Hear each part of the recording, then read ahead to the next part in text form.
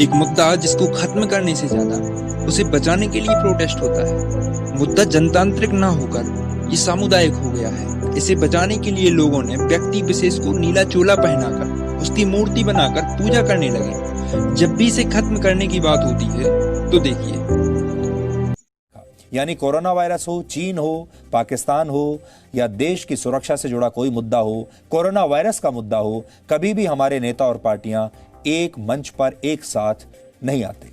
लेकिन सिर्फ एक मुद्दे पर सभी दल एक साथ आते हैं और वो है आरक्षण। आरक्षण का कोई विरोध नहीं करता, इसके खिलाफ कोई बोलने की हिम्मत नहीं करता। आप सोचिए कि हालत यह है कि सुप्रीम कोर्ट भी हैरान होकर कह रहा है कि सभी पार्टियां इस मुद्दे पर एक कैसे हो गई। अब आप समझ सकते हैं कि सुप्रीम कोर्ट की इस टिप्पणी में इस सवाल का जवाब छिपा हुआ है कि इस देश में आरक्षण समाप्त क्यों नहीं होता। जब तक देश के राजनीतिक दल आरक्षण का इस्तेमाल चुनाव जीतने के लिए करते रहेंगे और इसके विरोध या समर्थन में अपना फायदा नुकसान देखते रहेंगे, तब तक यही होता रहेगा। इस पर कोई बात नहीं कर सकता। जो इस पर बात करेगा या सवाल उठाएगा उसे दलितों और पिछड़े वर्ग का विरोधी बता दिया जाएगा और इतना रिस्क कोई नेता या कोई पार्टी नहीं उठा सकती। सरकार अपने वोट बैंक को नाराज नहीं कर सकती और यदि कोशिश भी करे तो नीला समुदाय देश भर में आगजनी करता है। तो फिर इसे यहीं खत्म क्यों न किया जाए।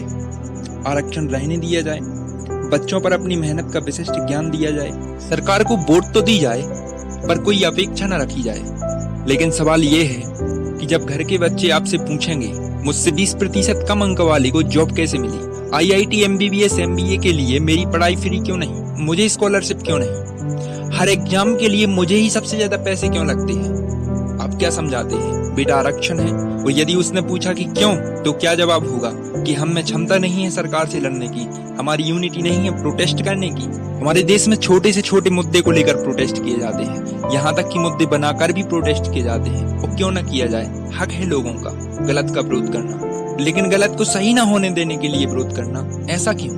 हम किसी समुदाय का विरोध नहीं करते, बस इसे जातिगत से हटाकर आर्थिक आधार पर लाना चाहते हैं। आज देश में ऐसी सरकार है जो बड़े से बड़ा फैसला लेने में सक्षम है। यदि सही समय और पूरी ताकत के साथ इसे सरकार के समक्ष रखा जाए तो कुछ सवाल खत्म हो सकते हैं। एक छोटा सा ही आंदोलन खड़ा किया था जो कि चुनाव के समय हुआ था, सरकार को बेबस कर देता है कि 10% आरक्षण सवर्णों को मिले।